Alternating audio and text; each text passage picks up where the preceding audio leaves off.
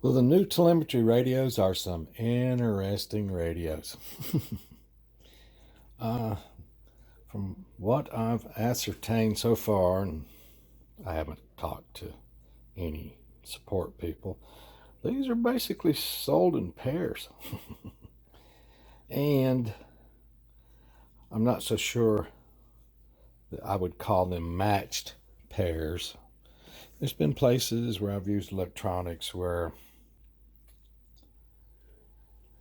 some, let's say, transmitters and receivers both are a little sensitive in the upper frequency range that they can work in, and some of them are kind of sensitive in the middle, and some of them are kind of sensitive in the low. Well, you could put two that were sensitive in the low area, a receiver and a transmitter sensitive in the low area, together and call them a match pair. I've seen that done before. So physically, almost completely on the outside, they look identical. But if you put them together and look closely, we'll just start with the bottom, which seems to be identical. That side's identical. That side is not. That side is, and the top is not. You can see one of them is labeled just USB, and the other one is labeled ground 5 volts, receive and transmit. And if you look at the connectors, yeah, they're different. This is a micro USB, and this one's just 4 pins. I don't know what you call those connectors. I don't know if this will show up on the camera. This little 4-position connector. I'm not sure what you call them. I could probably look it up. It's a 4-position connector to me. And I just married it up with a 4 conductor. Oh, I forget what you call these connectors right now too. Your normal pin header connector. So, right off the bat, if I wanted to put this in a platform, I'd have to either open it up and solder straight to the board, or get me a little micro USB connector and cut the cable off of it and wire it up to the wires that come out of that. This I have made up a little cable for, and can plug in the ground voltage, transmit and receive on a UART, and send that over to the flight controller on a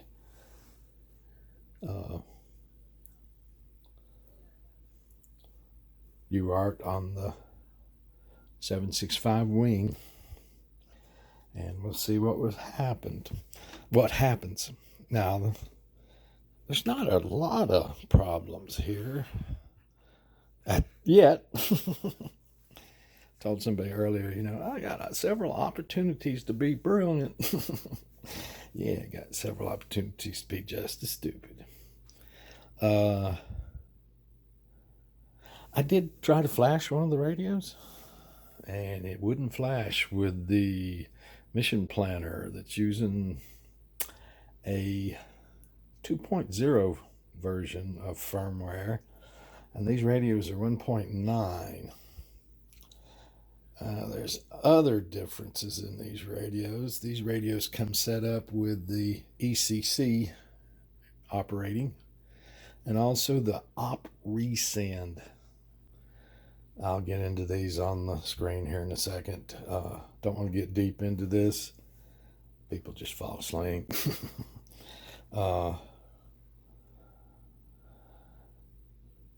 The Holybro 3DR MRO radios don't seem to, and I'll grab a MRO radio out of the drawer here in a second and put it up on the screen and look at the ECC and the op resend. These radios, I think, I'm going to say I'm going to use them in pairs. There's only one little problem with that, is I really don't need more than one on the ground. Actually, I could use two on the ground if I put one on an antenna tracker and one on the ground station. Two with the USB cable input like this one has is fine. I don't want any more of this flavor. So there'll be 1 watt on both ends. Even if these, I think I said in my unboxing video that these may work on my current 433.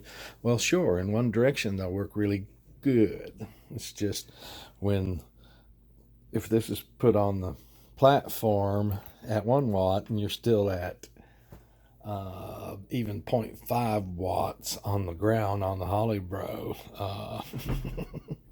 you're going to get telemetry down that says, oops, you're in trouble, and then you're going to try to talk to the platform and realize you went out of range of the transceiver on the ground long before you went out of range of the transceiver on the platform. So that could be quite a surprise. So just using them in pairs. Not that I won't use both of the receivers like this on a platform that I can wire to, and just be using one of these on the ground until I break out the antenna tracker and start playing with it again. So I also, I guess I make sure I mentioned that I did try to flash these radios, but they didn't take. I might try to do that again. I don't want to destroy the radios. That tells me that maybe the Holybros never should have been moved up to the 2.0 flavor of the firmware. Is that for the RFD 900 series only? I actually did get that firmware off the site. In the past week, I have gone back to the Ardu Pilot site and got their firmware. And that's pretty much what I think is in this computer on my bench. But that opens up questions that if you step back to version 1.9 on the Holybro radios that were kind of flaky, do they just sharpen right up and start performing? So some interesting things going on here. It always is with this junk, no matter what. So I guess at this moment, before I try to, and I've still got the second pair in the box, cellophane's still on it, so I can have an original pair in case I screw these up. Because like I say, I already tried to flash it once. It appeared to flash. The software said it was racing and flashing, but when it came back and reported its settings, it was the same as it ever was. I'll look at that again here. I guess at this point it's time to plug this one into a USB. It's just a normal micro USB.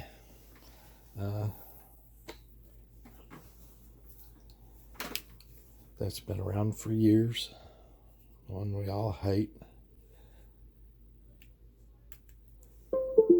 I have noticed difference in these lights compared to indicator lights on them. There seems to be the green flashing one here. It would not connect with the existing Holybro that's over on my computer that I use on the bench. That's because they're different versions of the firmware. There is some other indicator lights down in here from time to time. So I'm going to take this radio over and hook it up to the Sky Hunter. Wish me luck. Well, bummer. The radios do not connect. You can see the green flashing light. That should be solid if they connect. And in my opinion, one or more of those red lights says this one's still in firmware update mode or needs to be firmware updated. And I bet you dollars to donuts, this is the one I tried to flash. So I'm going to take the other one out of the other box that's just as it came from the factory. I'm going to mark this one as the one I possibly modified. Hopefully I can step back in firmware. Should be simple to step back in firmware. And we'll see what the other one out of the other box does here real quick. Well, there's the fresh telemetry radio out of the box. First off, I just swapped out the radio itself. This is the one I had flashed. Looked at the version of the software that came on it out of the box and said it wasn't the current version. This one acted differently. You can see we have the same flashing red light and the same solid light, but we have a solid green light this time on this side. That signifies they are connected. This may be normal operation. I have never worked with these radios before.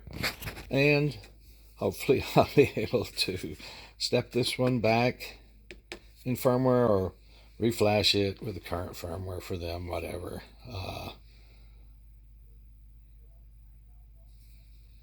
I'll cross that bridge when I come to it. But let's see what we have on the other side. Over here, we have a solid green light. No other red lights on this side like on the other side. So let's look up on the screen and see what the electronics software thinks about them. So this is inside Mission Planner. We'll just go over to optional hardware, the radios, and click load settings. This is the radio with the USB connector in it that is as it came. And you can see it's on SIK version 1.9. Little differences in here than the and this actually shows the one on the other side that's actually connected over there to the Skyhunter. They're the same.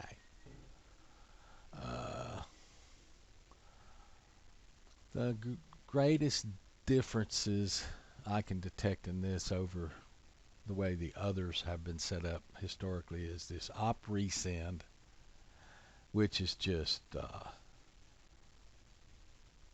enables resend of data and some communications in the protocol. When enabled, the radio will send a packet twice if the serial input buffer has less than 256 bytes in it. I have played with this over the year. I'll talk more about over the years. I will talk more about that in a second. And it also has ECC turned on, which is the error correction code, and also the TX power. This one is at 14. All the other radios I've ever worked with have been at 20. This is a power level. I'm going to leave it at 14. Maybe it could be boosted to 20. I don't know. That's something that has to be played with or found in documentation from the manufacturer or the manufacturer support site. Anyway, if we jump out here, we click connect.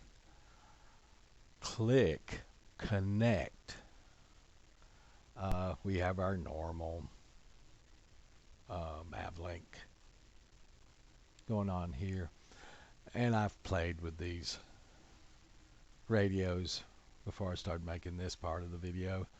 They work well. The second one that I flashed ended up, it is flashed.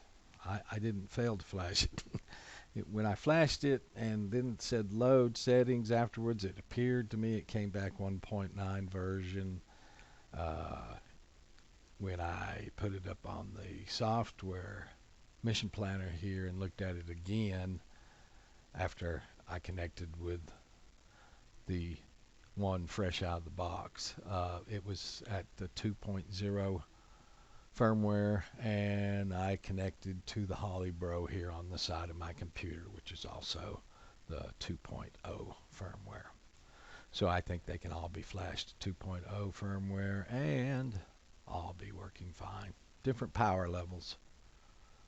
But I think I have now at least 4 2 1-watt radios to put on platforms, and a couple of 0.5 watts, a couple of 100 milliwatts, in enough different flavors where it's all fine. So just as soon as this gets through connecting, we'll go in and look at the link stats.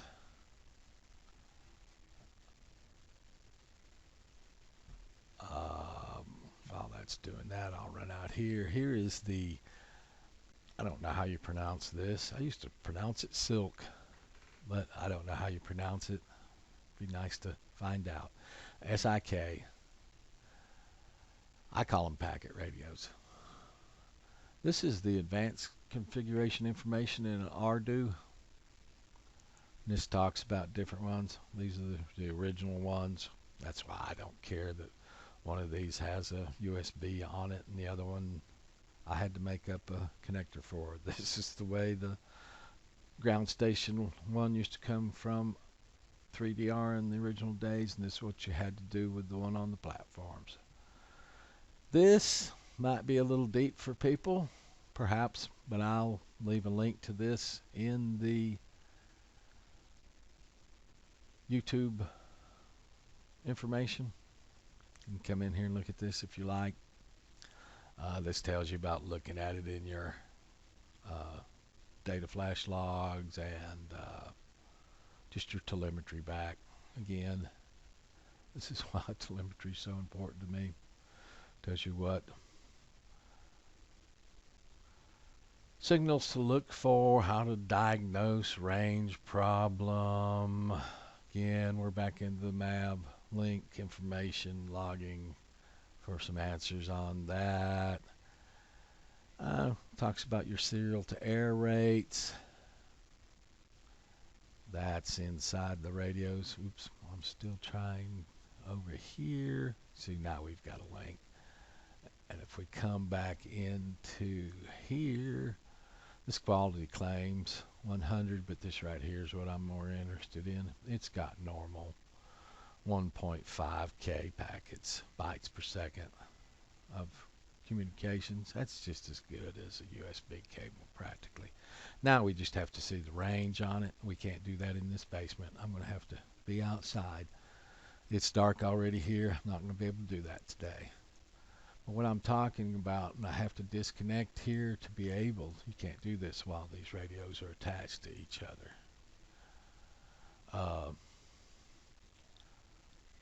We'll be able to look at this once this populates with data in reference to the documentation. The air rate, airspeed right here, that's what they're basically talking about. I think I'm doing 57,600, so it's not even in this list. 64, oops, right here, 57,600. So this will go through all those parameters, and you can play. You can see here the default is 64. You can play with those things if you want to, and in the past I have, back when I was doing the verticals. This has to do with that error correction bit. I haven't found it to be good or not good to ever turn the ECC on. The downside of the error correction code option is that it halves your available data bandwidth. In some cases, this is worth it, as you're able to sustain a reliable link over longer ranges. You also get a lot less noise in the serial stream. But it does have the bandwidth. MAVLink framing, MAVLink reporting, power levels. Here's what I was talking about. See, at 14, that looks like those things are set to 25 milliwatts to me. They might not conform to this exactly. I'll have to find out from the manufacturer, but I think I could set it up to 20 for 100% power. We'll see how they do. I have enough 0.5 watt radios and 1 watt radios now to do some real world testing. But now at this point, it has to be outside of this basement.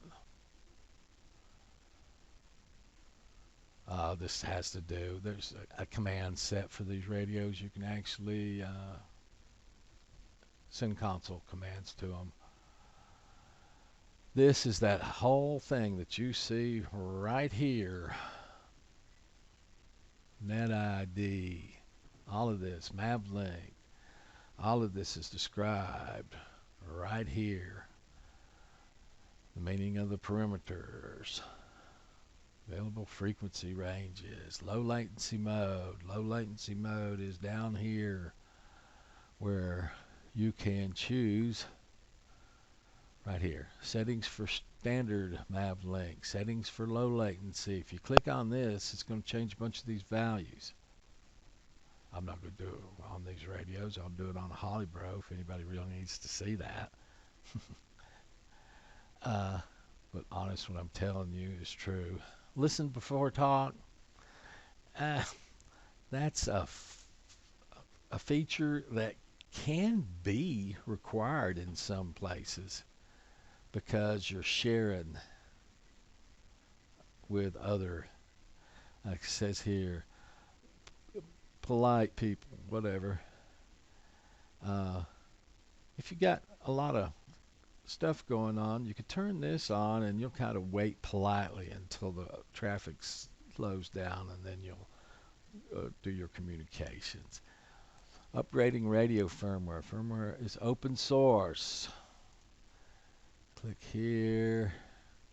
This is where I'm going to go and look for my firmware. I don't know if I'll stick that one radio back again or not. This starts showing you how to upgrade the firmware. This is when you can't upgrade it with Mission Planner, you'll have to use that FTDI to USB, which one of those seems to have come with these radios. That's unbelievable.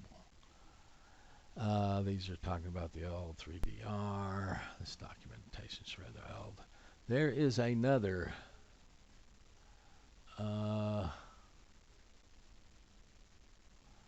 little deeper, or this one might not be as deep. This is an overview of configuring a telemetry radio via Mission Planner, as it states here. This goes into that same information again. I'll put this link down there too, and talks about what all these things are. ECC default is on. Oh, well,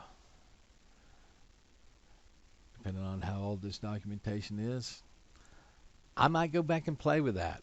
I've not found it to matter, but the biggest thing I need right now is distance, range between these devices to play with this stuff. Like I say, I have played with it before and thought I had about the best that could be set up. So anyway, I can come back here. Like so, say this is a little different version, 1.9, and there are at least 3 different things here. But real quick, we can look at a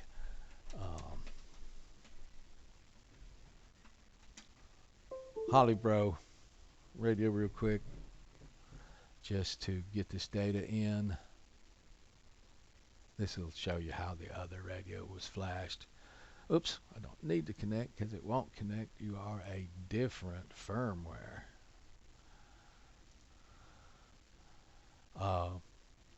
So the one first CUAV radio I took out of the box, I did flash it, and it did flash successfully, and it has exactly these values in it. Again, ECC is off, Op resend is off. The TX power is at 20 max. All these other values agree completely. So that radio wasn't hurt. I imagine I could flash all 4 radios that I got today with this firmware. They would agree with all the Holly Bros after that. I'm going to talk to CUAV before I do that, just for kicks and grins. I don't know if this is really for those RFD radios or not. I did get this off the Ardu Pilot site recently because I wanted to make sure I had the proper firmware for the Holly Bros. Anyway, here's the request to send, clear to send here. You can enable that here. You know those wires for the Holly Bros and others, I wired up the clear to send, request to send on them. I have played with this even in the past couple of weeks. Doesn't seem to make a bit of difference on link quality, drop packets, speed, anything. And because the CUAV do not have clear to send, request to send wiring, I'm certainly not going to turn it on. I will play with the ECC, the op resend, and the transmit power on all these radios when I get it out in the field, especially when I get it on a platform where I can put distance. First thing, the flame wheel, where I can put it 10, 20, 30 feet away at 20 feet in the air, and it's just sitting there letting me do my experiments. It isn't even moving. I will do some little range testing here in the yard tomorrow because I'm so excited to do it with these new radios and even the old radios. But that's not a true measure. But it needs to get out of this basement into a secondary environment. So that's what I've found out on these new radios. So the basic crux of the whole thing is, with this Holly Bro on the ground station right now, if I switch the telemetry CUAV radio on the platform from the fresh one out of the box to the one I flashed, turn the Sky Hunter back on, I can see here, you can't, the radios did connect immediately to solid green lights. And if I, thank you, Sky Hunter. And if I come back out here and connect to the Holly Bro, is what I'm actually connecting to here, you'll see that the CUAV radio I did flash to the firmware 2.0 does work. Works with the Holly Bro fine. Holly Bro would be 0.5 watts going out, so it will lose connection with the platform long before the platform lose connection with the ground. I'll still be able to hear the platform long after I lose the ability to talk to it. So that'll be fun to play with. So got like 6, 8, 10 different radios and different flavors that seem to connect well enough to be used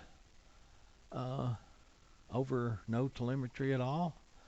I think I'm well on the way again to remaidening the flame wheel and hopefully maidening the Sky Hunter and the Mini Talon pretty soon. I think we're back in the hunt on both of those. So don't know what else to add to this except for it's not quite like Christmas, but it's pretty darn close. Thank you.